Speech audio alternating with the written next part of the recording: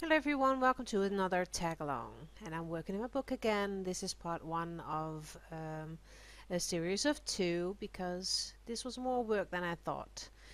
I start in this book again by stamping these flowers because I wanted to work with my inspiration cards that I'm going to sell, by the way. So keep an eye on my channel. And that's because I just wanted well, a nice interesting thing in the middle of the spread, and I thought using the flowers would be nice. Don't know why. You won't see anything of it in the end, but that's how it goes. Now I chose one of my color cards, so this is a greenish card that I'm going to use as the base color of my spread today, and just to challenge myself a little bit to create a background where I could in the end put a face on. So we'll see. The first card said I drew 10 cards and 2 extras. So the first one said draw journal 5 sentences, and I just wrote down something with a, how do you call that, calligraphy pen. The second one was a free card. Yay, I love white spaced cards that doesn't say what you need to do. So I got my color card, and I'm going to use those colors because I thought that they would match the best. So I mixed the green with this golden acrylic glaze to have a little bit more time to work with it, so it would blend with the other colors. Normally, because I didn't gesso the page, the paint would be sucked into the pages right away, and using that acrylic glaze gives you a little bit more working time, so it would blend with the other colors better. And then just a few smudges of this beige pink color. Then the card that you just saw I threw away. It said put tape all across your page in patterns and then paint it black. I didn't want to do that. So this one said take a book, go to page 100 and write down the third sentence. And the third sentence was, in this case, something in the order of help boss, this fish is caught like a man, and it wouldn't come out and it's suffocating. Something like that. And so I wrote it down with pencil. Then the third, fourth, fifth card said, I'm not sure how far I'm in now. It said create 10 circles. So just use the distress paints and my stencil. Easy does it. And for a bit of interest I go around with a marker. Then it said use a letter stamp.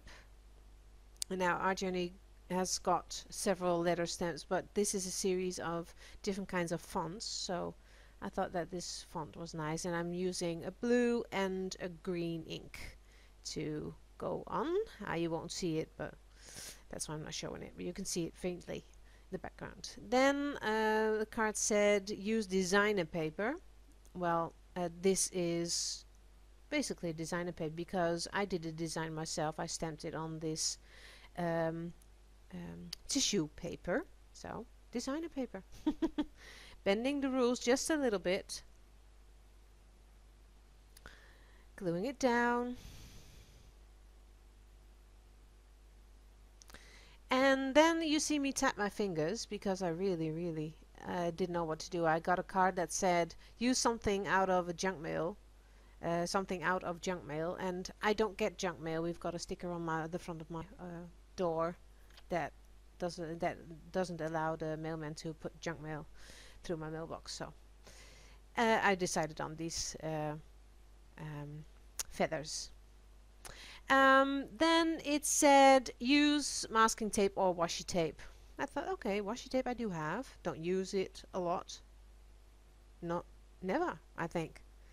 So this is washi tape that I got from Debbie, my dear friend. And I'm using a greenish one, and this is a dark one to get the dark color that was on my color card back. And now I'm realizing that I in the end I didn't do a black border, so need to do that. Go back tonight and do that. And then it was done. So I thought on this page I can't do a face really. So I used the same green color that I used in the beginning, and I'm just I made it a little bit more fluid by using the flow improver. And then I'm using this stencil to create a nice background, just to give it a one transparent kind of coat without losing the background too much. And it gives me a nice base to work on. But still, after I have done this, I still thought it was, well, way too busy to create a nice face. So I didn't feel it at this moment, so I kept on going and adding paints. And for the second layer I'm using just another stencil, and I'm going through it with that same color of tealish blue and through my favorite stencil at the moment. So just pushing it down to create this. I think it looks nice. Now after this was dry, I just went in with my derwent little tiny itty bitty pencil and drew a face and used gesso. So this is she. And I'm using gelatos in the same colors as the background because that's what the card said. So I'm following the card. And I really like the way her eyes look with that. It's kind of sparkly or something. So I really wanted to keep that. You see how I did it in the end. Now, just adding color and color, using beige, green, brown, and pink. 4 colors, not more. And a little bit of red for the lips. And really think that looks quite nice. And I'm using the derwent pencil to go over the gelatos. And you see I only use my fingers at this moment. For the eyes I use a brush, but well, until the face is done I'm using my fingers only, and I really like playing like that, just feeling things start to come together. A pink mouth instead of red.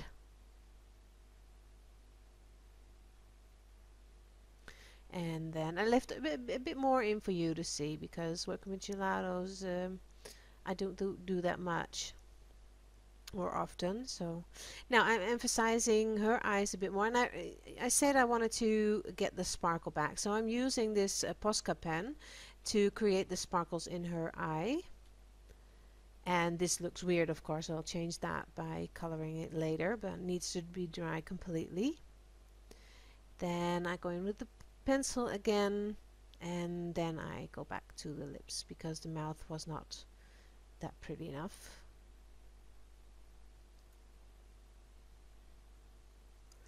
Now, what did I do? Oh yeah, while I was doing this I was thinking about her hair. I really wanted to do hair, but I didn't have much space because of that little piece that's in the middle of the spread, this one. So I think, okay, I'm going to do hair like this.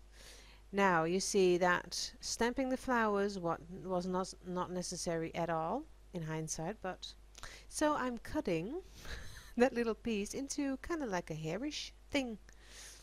So and then I go in with gelatos, the pink one, and a little bit of purple later to create hair. And I'm really liking the way this starts to look. So you see that I create a little bit of shading with a darker purple and a cherry black near her head. And now I have mixed some gelato with gesso to go over her eyes and little white dots. And now I'm going in with more pink, and then I do a second layer, and then she has nice itty bitty sparkly eyes. Really like the way this looked. Now I'm using acrylic paints and from Amsterdam for the iris.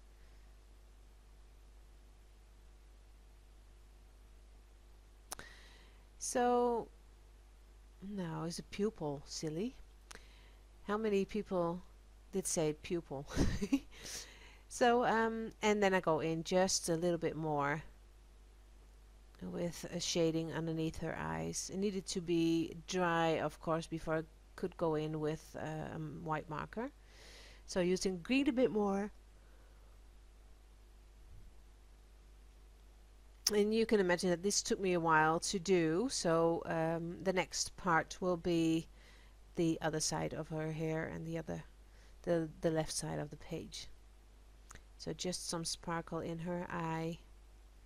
And then I thought, okay, I had a card that said use a word, one of the 3 words. I think it's ugly, beautiful, and extraordinary. So I thought I was using extraordinary.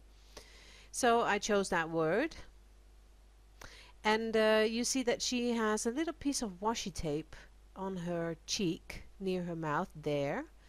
So I decided to, it is not a logical place to put a word down, but it felt like it needed to be there.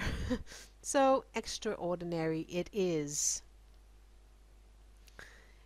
Just a little marker along the edge and then I'm done. Thank you for watching everyone. Until next time.